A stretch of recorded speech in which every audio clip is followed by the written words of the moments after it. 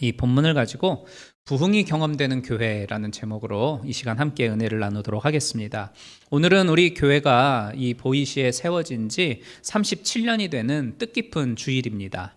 많은 성도님들이 헌신하면서 눈물의 기도를 뿌려 오셨기 때문에 이곳에 우리 교회가 세워질 수 있었고 또 오늘날까지 성장 성숙하면서 부흥할 수 있었다고 생각이 됩니다.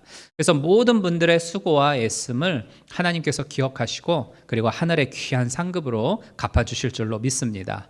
한편으로 저는 이번 창립주일을 맞이하면서 우리 교회가 세월이 갈수록 더더욱 부흥해 가면 좋겠다 이런 생각을 해봤어요. 그러면 여기서 부흥이 대체 뭘까를 따져볼 필요가 있겠죠.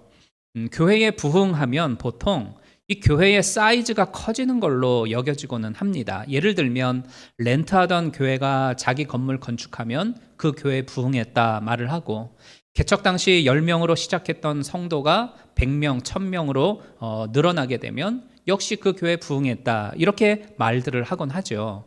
이런 의미로 본다면 우리 교회는 분명히 부흥한 교회가 틀림없이 맞습니다.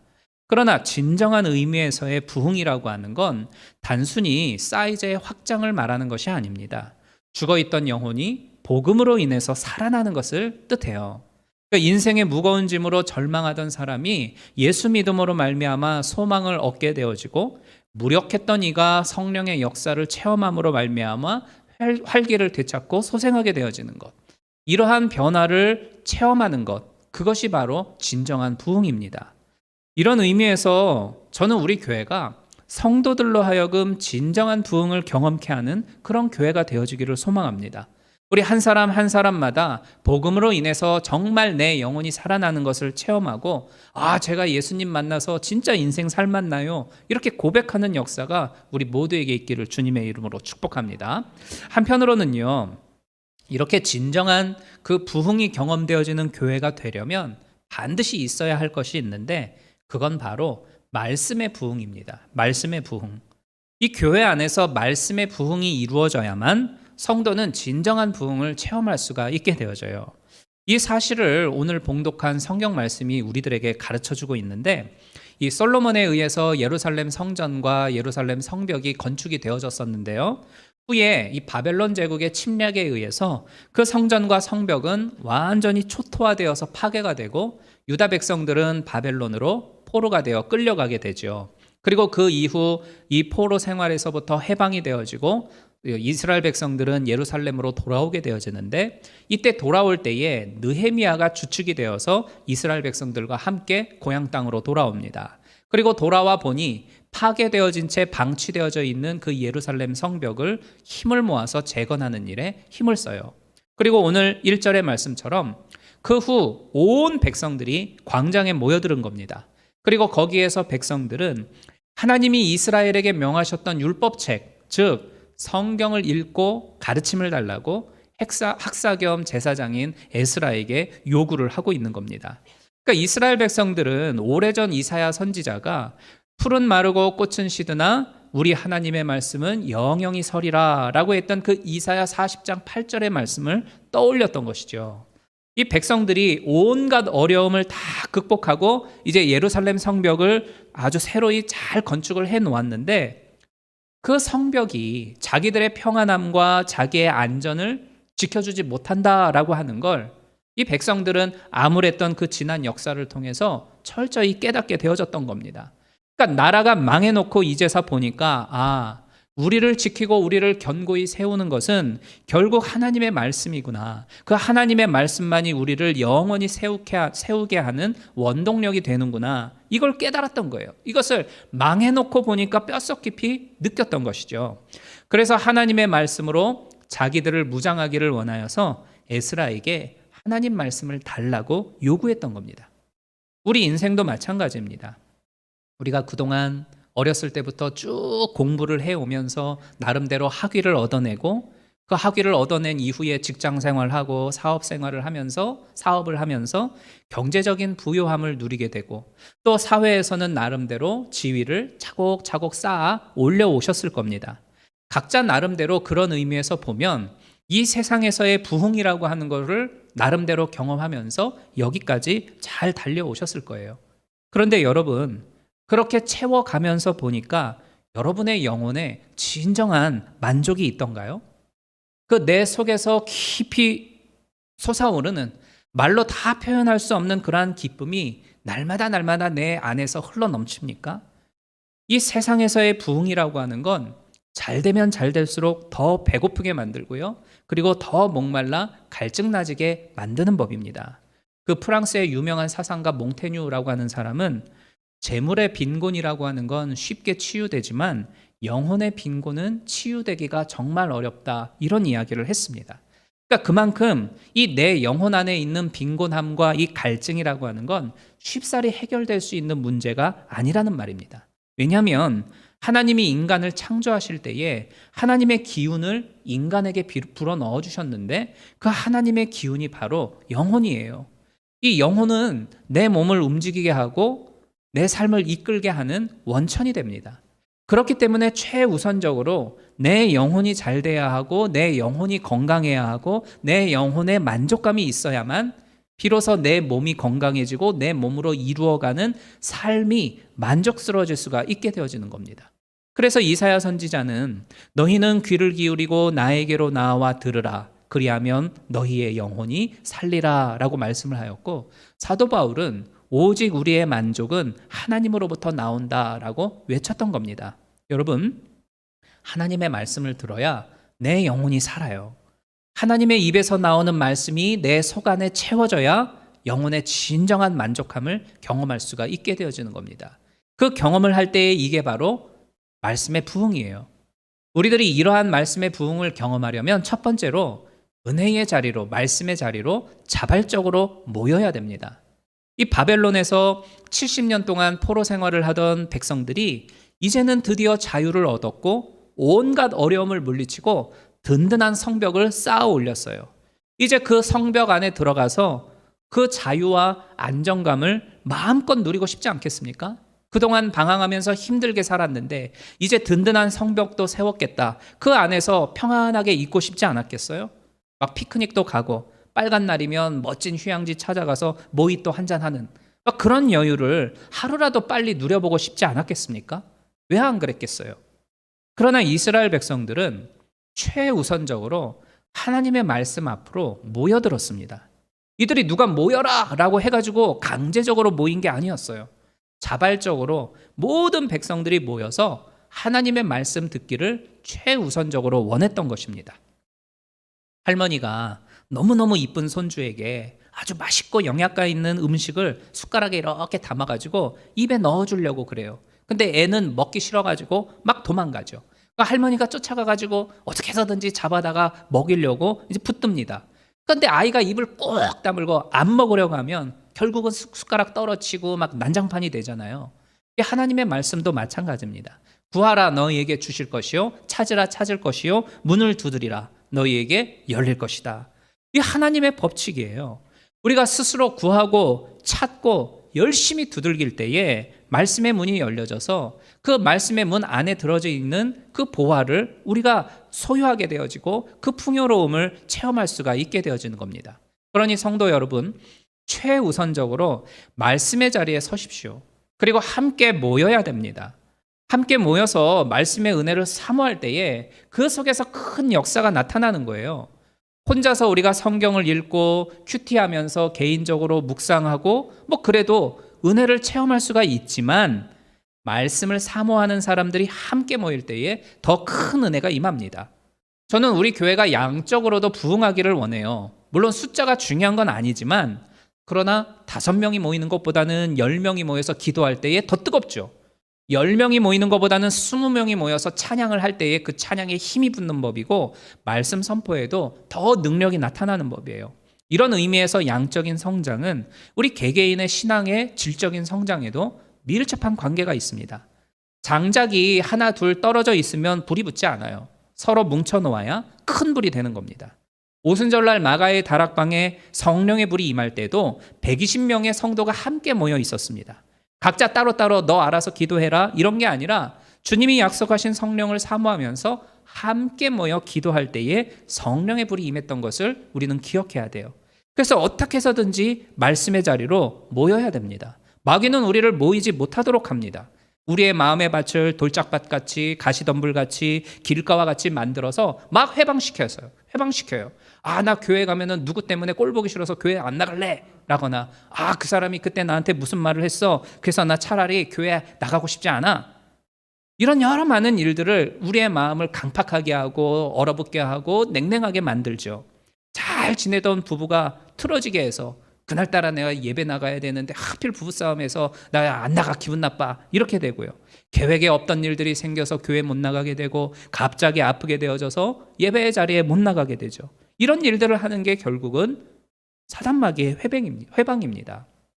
그러나 성경은 보라, 지금은 의대 받을 만한 때요, 지금은 구원의 날이다 이렇게 말씀을 하고 있죠. 내 건강이 허락하고 있는 지금, 내 생명이 존재하고 있는 바로 지금 금요 예배에도 나오고 새벽 예배에도 나오고 아침 토요 예배에도 나오십시오. 나와서 함께 모여 말씀을 들으세요. 언제 말씀의 역사가 내 안에 나타날지 모릅니다. 어느 시간에 어느 기회에 그 말씀이 하나님의 살아있는 음성으로 내 귓가에 들려지고 내 영혼의 풍성함을 경험하게 하실지 우리는 알 수 없어요. 그래서 반드시 서로를 격려하면서 모이기에 힘써서 하나님이 예배해 놓으신 말씀의 능력을 경험하게 되기를 주님의 이름으로 축원합니다.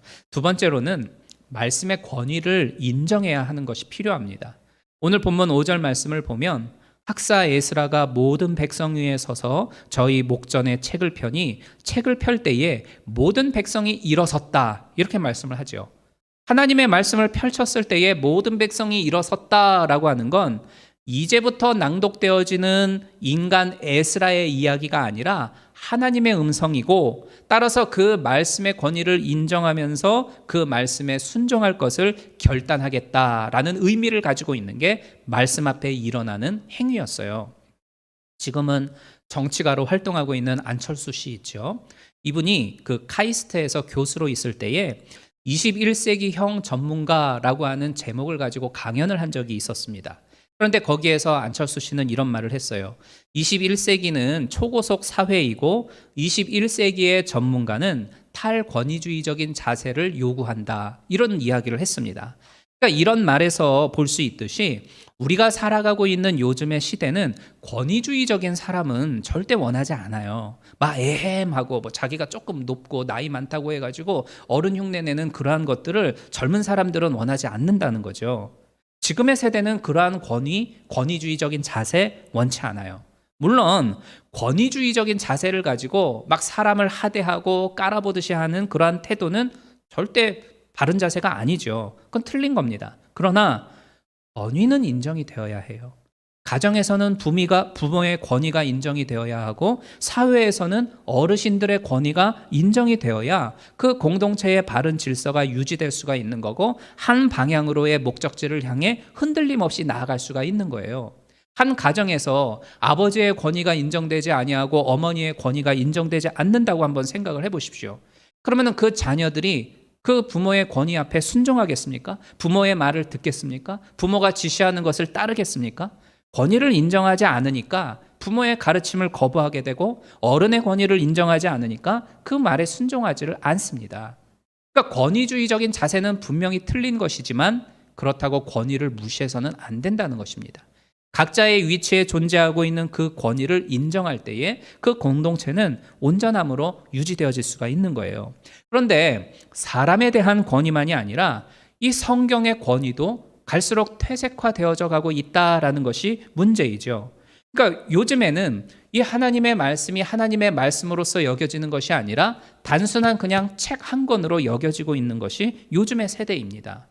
회개하라, 천국이 가까웠느니라. 아무리 외쳐도 이 하나님의 말씀의 권위가 인정되지 않으니까 회개는 무슨, 너나 회개해라, 너나 잘하세요, 이렇게 되어지는 거예요. 말씀이 인정되지 아니하고 말씀의 권위가 상실되어지니까요. 저의 그 친할머니가 계시는데 돌아가신 지 오래되셨어요. 그런데 그 저희 친할머니는 성경을 수시로 읽는 그런 분이셨습니다. 제가 어렸을 때 언젠가 할머니가 이제 성경을 읽으시다가 피곤하셨던지 머리맡에다가 이렇게 두시고 주무셨는데 그 방이 비좁은 관계로 제가 그 방에 이제 성경을 폴짝 이렇게 띄워넣으면서 막 장난질을 하고 막 그랬었어요. 근데 이때 잠에서 깨어나신 할머니가 저를 호통치면서 어디서 감히 하나님을 뛰어넘어 다니냐고 하면서 혼내셨던 적이 있습니다. 또 한 번은 이제 그 뭐 뜨거운 거를 라면을 끓여 먹었던가 아마 그랬었을 거예요. 그래서 끓여 먹는데 뭐 받침대가 없어가지고 눈에 보이는 게 성경책이라 거기다 넣고 라면을 올려놨더니 할머니가 그냥 또 한 번은 성경책 위에다가 라면 올려놨다고 하면서 하나님이 라면보다 못하냐 막 하면서 뭐 혼냈던 적이 있었어요. 과거의 세대에는 이런 성경의 권위에 대한 교육들이 존재를 했었어요. 그렇다면 여러분은 성경을 과연 어떻게 대하고 계십니까? 또 여러분들의 자녀에게 성경책을 대할 때에 어떻게 대하고 어떻게 다루도록 가르치고 계세요? 그러니까 물리적으로 볼 때 성경은 분명히 그냥 책이에요. 하지만 하나님은 디모데후서 3장 16절을 통해서 모든 성경은 하나님의 감동으로 되었다 말씀하셨죠. 이 말씀을 우리가 그대로 믿고 하나님의 권위를 부여할 때에 말씀에 순종할 수 있는 결단이 생기게 되는 것이고요. 그 결단을 보신 하나님이 그 마음의 중심을 보시고 말씀의 부흥을 그 사람에게 허락해 주시는 것입니다. 여러분, 성경은 하나님의 말씀임을 믿으시기를 바랍니다. 그리고 이 말씀이 우리의 삶을 이끌어가고 우리에게 진정한 부유함을 주며 우리의 영혼을 건강케 하시는 하나님의 음성임을 늘 기억하고 말씀 앞에 무릎 꿇고 말씀 앞에 서는 우리 모두가 되기를 주님의 이름으로 축복합니다.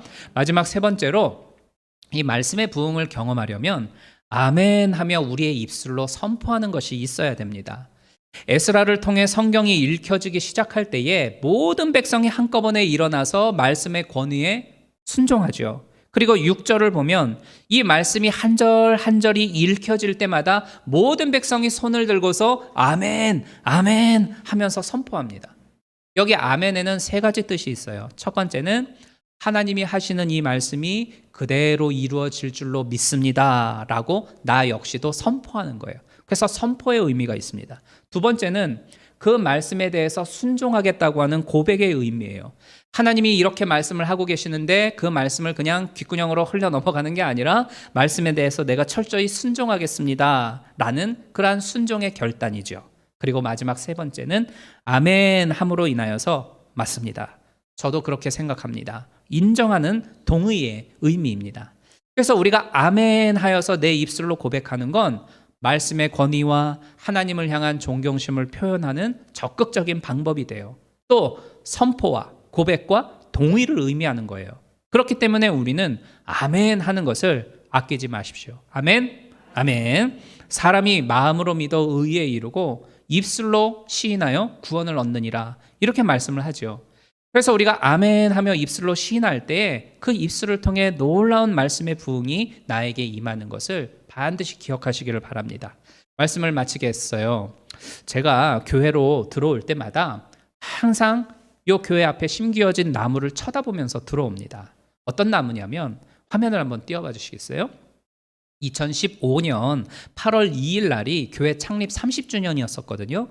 근데 이때 기념으로 남성교회에서 저렇게 작은 나무 하나를 사다가 심었어요.